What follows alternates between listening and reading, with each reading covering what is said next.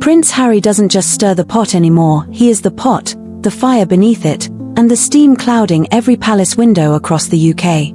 His latest interview is being treated like a ticking time bomb, and inside is a mix of contradictions, gaslighting, and audacity. The most shocking part isn't even what he said, it's how he said it. Cold. Calm. As if he genuinely believes he's some fearless truth-teller, when in reality, he's lobbing grenades at his own family while pretending to wave a peace flag. Let's start with the comment that sent eyebrows skyrocketing, his subtle but pointed remarks about King Charles. Without outright saying it, Harry implied the king's health is in jeopardy, that attention should now shift to my dad. The unspoken suggestion: Charles doesn't have much time left. But this wasn't concern, it was calculated, and it was cruel. You can't spend years tearing your family apart in public, then suddenly act like the devoted son when rumors about your father's health surface. That's not love. That's manipulation dressed up as sympathy. Harry's entire demeanor in this piece reeks of a man scrambling to control a story that's long slipped out of his hands. He insists he has no regrets, not for the explosive interviews, not for the Netflix spectacle, not even for that strange memoir that overshared about frostbite and royal frostiness. He claims to love the UK, yet every time he opens his mouth, he criticizes its people, its press, and its institutions. It's like burning down your house and then complaining that there's no heat. And then there's the "I'm a veteran" narrative he leans on. Yes, Harry did serve. But when he stages photos by soldiers' graves, wearing that 1,000-yard stare, and uses it as a badge of virtue, people see through it. The public knows real sacrifice. Standing beside true war heroes while using their loss to polish your own image isn't reverence, it's PR camouflage.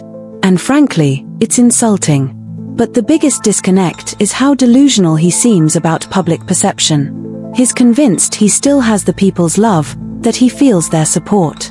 Meanwhile, his events are near empty. That's not because of tabloid spin, it's because the performance has grown tiresome. Every UK visit feels like watching an actor play a role he no longer fits, clinging to a title he abandoned, parading like a royal one moment, and whining about royal life the next. He insists he's happy, that he loves who he is and the life he leads.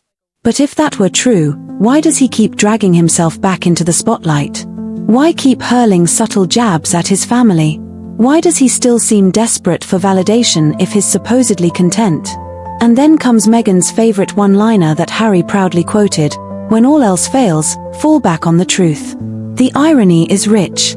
This is the same couple who issued a court apology for misrepresenting facts, who've been caught in contradiction after contradiction. Truth may be their compass, but it's hardly a magnetic one.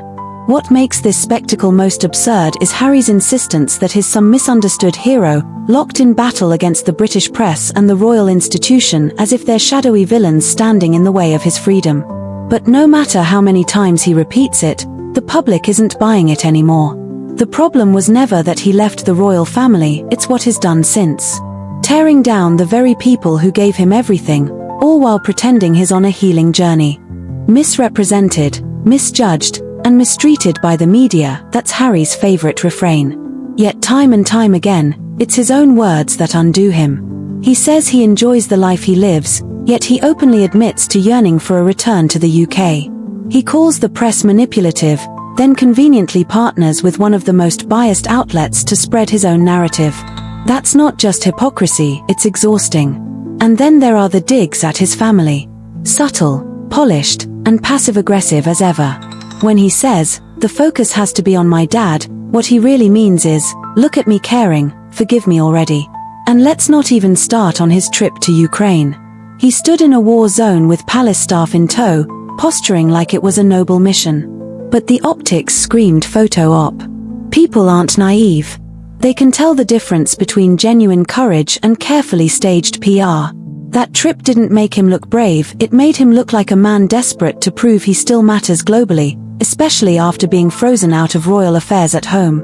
The contradictions just don't stop. He insists he doesn't care about public opinion, then spends whole paragraphs lamenting that the public doesn't understand him. He says he doesn't want sympathy, then drops hints about being destroyed by the media. It's a constant seesaw between victimhood and bravado. One moment he's stoic and principled, The next is wounded and misunderstood. Which is it? And Meghan, she may not be front and center here, but her presence shadows every word. Harry quotes her like she's a prophet of truth. Yet the irony is deafening. This is the same Meghan Markle who's been caught in contradiction after contradiction, from her embellished childhood stories to her shifting career claims to those conveniently forgotten communications with royal biographers. If truth is really their guiding star, maybe it's time they rechecked their own script. What's staggering is how blind they seem to their own image. Harry still believes the public sees him as the brave young prince who walked behind Diana's casket. But time moves on. That boy grew up. And what people see now is a man burning bridges, then wondering why no one comes to pull him from the flames. Even his throwaway comments reveal the disconnect, saying he misses people back in the UK. Who exactly? No one seems to speak with him anymore. His own brother, Prince William, reportedly won't even allow Harry's name to be mentioned in the same room. Yet Harry talks as if there's a long list of old friends and relatives waiting to welcome him back. That fantasy might comfort him, but reality doesn't. Reality isolates. And the fallout from Harry's latest appearance isn't just about him anymore, it's about what he's come to symbolize. He's become the walking embodiment of unchecked ego wrapped in royal guilt. A man who can't decide whether he's the victim, the martyr, or the rebel prince, and in trying to be all three, he's lost the plot entirely. The real damage isn't just to his image, but to those who once defended him. Supporters have gone quiet, neutrals are tuning out, and even critics are running out of new ways to call this what it is, a mess. When Harry talks about correcting the narrative, it isn't some noble crusade for truth. It's rewriting history with himself cast as the misunderstood lead. And when reality doesn't fit his version, his fallback is always the same. Blame the media, blame the palace, blame the public for not seeing what he insists is obvious. But maybe the problem isn't blindness. Maybe people finally see him too clearly. They see a man so consumed by victimhood he can't recognize that he's the one causing harm.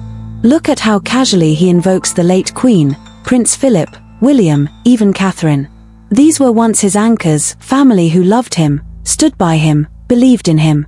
Now they're reduced to story props, summoned only when they serve his point.